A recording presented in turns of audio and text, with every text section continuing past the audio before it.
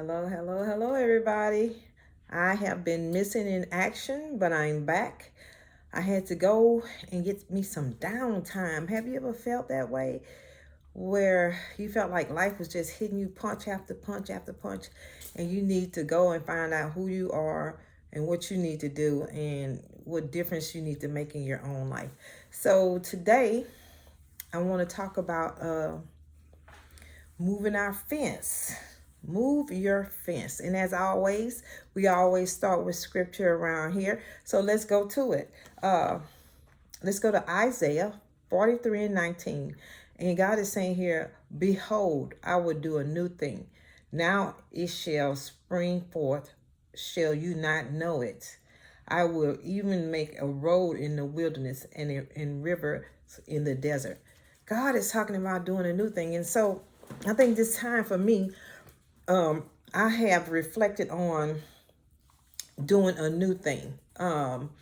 Refreshing and really paying attention and showing myself some love because I've been feeling like, I've said this before about, what happens when the cheerleader needs a cheer. And I never answered that question for myself, but you have to go within yourself and find out what is it exactly that you need to come out fresh, refreshed with a new flow in your life. God is always constantly expecting something from us.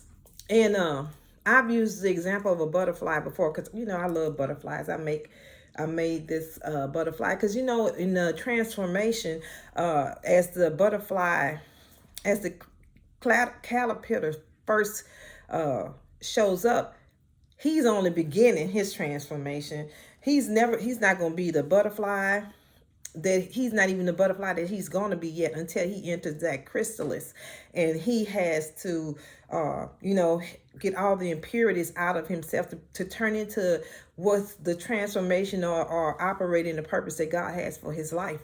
No matter how short the lifespan is for the butterfly, his purpose is already laid out for him. But we transform all the time. It's just like a snake shedding new skin. As he grows, his outer skin no longer suits his body. Therefore, he has to shed new skin. And so that's kind of where I feel like I am on this Transformational Tuesday, which makes it so important that I say all this stuff to you, that if you find yourself in a situation where you have to go within yourself to discover who you are, then take that time and do that. Sometimes we hold ourselves back by not taking the time to look within to see who we are, what we want, how is going to happen. Am I going in the right direction? Am I too overloaded? Am I taking on too many activities or too many projects at one time? Am I just starting a project and not finishing one? I have so many things that I want to do that I'm trying to create, and I have one that's just about finished, but I'm having a little bit of a stumbling block trying to push it forward. So I decided that I need to take a step back, go to these webinars that I pay for every month, and discover what is it that I'm doing wrong before I can put my project out. Because I really want y'all to see exactly what I'm doing, what I'm talking about, how it is going to inspire you to make moves in your life and connect to the right people that you need to connect to. It's so important to me that I leave this earth empty, that these are some of the things that I think I had to take a step back to go within, to start to check out my faith and start to check out what I believe about myself and who I say I am and who God says I am, more importantly than who I say I am, because whatever he says about me is the truth. And whatever I think about me is going to also be the truth. Therefore, you have to go in your own head and, remember to think about what you're thinking about. Because sometimes we feed our own self negative information. We feed ourselves information and doubt in your own head. Because I know I've done it before. I'm not thinking you're good enough, not thinking you don't have the education to do what God says you can do, not believing that this opportunity could come to you because you feel like you don't have what you need, or you don't have what it takes to make something happen. The devil is a liar. That's his job, to get in your head, to get in your conscience, to get in your mind and make you believe that whatever you're doing cannot happen because you don't have a degree, or this thing is going wrong in your life, or you having an emotional breakdown, or somebody is coming along making you think whatever they say about you is the truth. But if we go back to everything that God says we are and who he says that we are and how he's always doing things in divine time. And my friend always says, talks about divine timing. And then she talks about divine connection. And then she talks about how the divine, everything God does is divine. He gives us everything we need. He gives us divine thinking, divine creation, divine connections, divine timing. All these things happens in his time. So I told you before that all things are beautiful in his time. So, but when you find yourself need to take a break, I wrote a few things down for y'all. I asked myself, what's holding me back? The thing that holds you back a lot of time is doubt or fear, lack of faith, allowing yourself to let a little bit of disbelief creep into what you're trying to achieve. All these things are things that hold you back. That allows you to procrastinate. And procrastination is just the fear of the devil shooting into your space, trying to keep you from progressing where God wants you to go.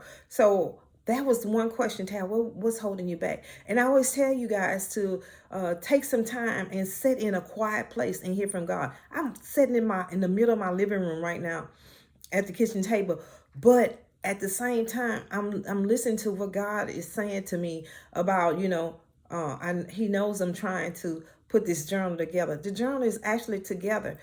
I'm running into some little roadblocks that I don't know how to overcome yet, but it's going to happen in divine timing because he's already given me the connections, and I'm going to see, what is it that I'm doing wrong that's keeping me from being able to get this thing to completion so that I can produce what I've already created, And so all that is taking a little bit of time to back up out of it, give myself some clear, creative thinking time, hear what he's saying to me, and then go back into it with an open mind, a new look, a revisit, everything that I did to make sure that what I'm producing is the thing that's supposed to happen at the end of the day. And so I thought about, I decided that if I'm ready to do this, what's stopping me? He's awakened my senses already. And so I know that I can perform this activity that he's already given me to perform. It's nothing about Tab that can't produce what God has placed in her spirit already to get out. And I can't stay in the same place and expect that something that he's telling me to do is going to happen. That's why I have to move my fence. I have to become more educated on the tools that he's presented for me to use to make what he's showing me happen. All of this is just it's all about moving your fence. Don't stay. I know a fence is designed to keep everything in or keep something out, right? And sometimes when I say moving my fence, it's to expand my vision, expand what he's given to me to do and to produce. That's what we're talking about, expansion now. Expansion in your thoughts, expansion in your creativity, expansion in how you see things and how you produce what you're trying to do. All of these are new ways of learning and educating ourselves. That's all it's about. It's about retraining how you think. It's about retraining what you believe. It's retraining where you can go from here. So when I say move the fence, it's not about looking over the fence at what somebody else might have. It's about moving the fence in a direction that expands your vision. It expands where you're going. It allows you to see that it's more to this than the stuff that you placed in that box that you're looking down into. It's more to this because our minds, we are created to create. We are created to produce. Sometimes you get stuck in your own place where nobody can give you a critique or something like that. I'm notorious for that. That's who my personality is. But I've become better because I know sometimes, you don't have all the answers. But if you let somebody with a fresh set of eyes and an open mind look at what your vision is, then you can produce what you're trying to produce. And that's where I'm at right now. I'm just trying to get the production of this journal that I'm trying to do out now. And I need a fresh set of eyes. And some of the times the fresh set of eyes is my own because I need to back out and just give myself time to, connect with the earth, or water my plants, go sit on outside and let Sugar jump all over the place, him and the cat out there wrestling with each other. Just give myself some time to breathe so you can come back, and then your flow is open. The flow to produce what you want to produce is now available to you. And I had some other tips that I wanted to give y'all, but it's Tabby's tips too, y'all. I can't get around that. I was thinking about some things. You know how you can let your imagination jump into a situation and it gives you all kind of crazy thoughts. Control your thoughts, guys. If something is going on in your life, you don't understand what it is, don't let your imagination go throwing junk in there, because that's just Satan trying to throw gasoline on a little bit of a lit fire that you might be thinking, but all the stuff has already been created in your own head. So remember that when you're producing and when you're thinking about stuff, and when somebody's giving you your opinion, don't you start thinking, oh, they're just trying to take over my idea, or they just trying to, whatever your thought might be, or they talking about me, or the foolishness that life offers you, the easy things that could come in and cause you all kind of havoc and problems. And this is one of the sayings that I really need to kind of, this is for me too a lot of the time. Just because you don't see it does not mean it's not happening. I know your imagination can put a lot of foolishness in the air, but if you don't have proof of something, don't go throwing it out there in the atmosphere. Because sometimes we put things out there that we shouldn't put out there, and lo and behold, you made it happen because you spoke it into existence. It goes back to watching what you say. You even have to watch what you think, because if you say something and think something and then it's not true, and then all of a sudden it seems to have it's happening, because if you keep thinking it and you keep saying it, sometimes you make things happen by what you say and what you think. But in some cases, that's discernment too. So you have to be careful on both ends.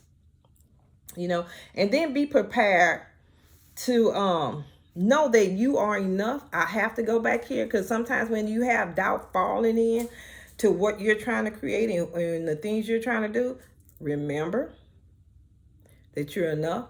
God created you with everything that you needed already, just like he did the butterfly. The butterfly had everything it needed. It has everything it needs to become the beauty that was always there within. And we have to remember that God gave us everything we needed when we were born.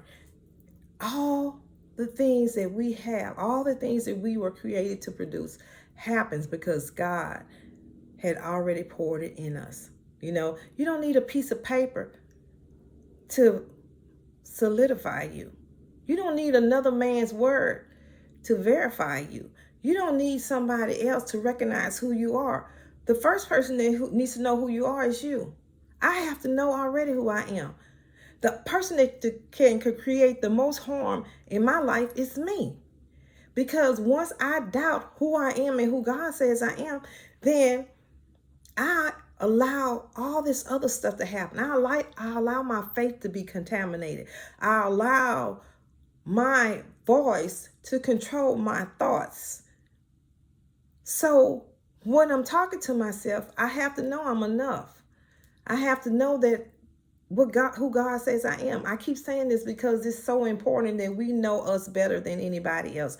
You have to know yourself better than anybody else. All that is saying that your confidence in what God says to you in your quiet time, I don't care what nobody says. I know God speaks to me in colors. And when I get the meaning of the color, the spiritual meaning of a color, the words jump off the page to give me something to work with, because I know that he's saying something to me. And it could be because words also just jump off pages and speak to me as well. So when those things happen, even in my dreams and in visions, I see God is saying so many things to me, and he's gonna have it where we're operating in abundance. When I'm operating in abundance, because I'm speaking this over my own life, I'm speaking the blessings of God over my own life.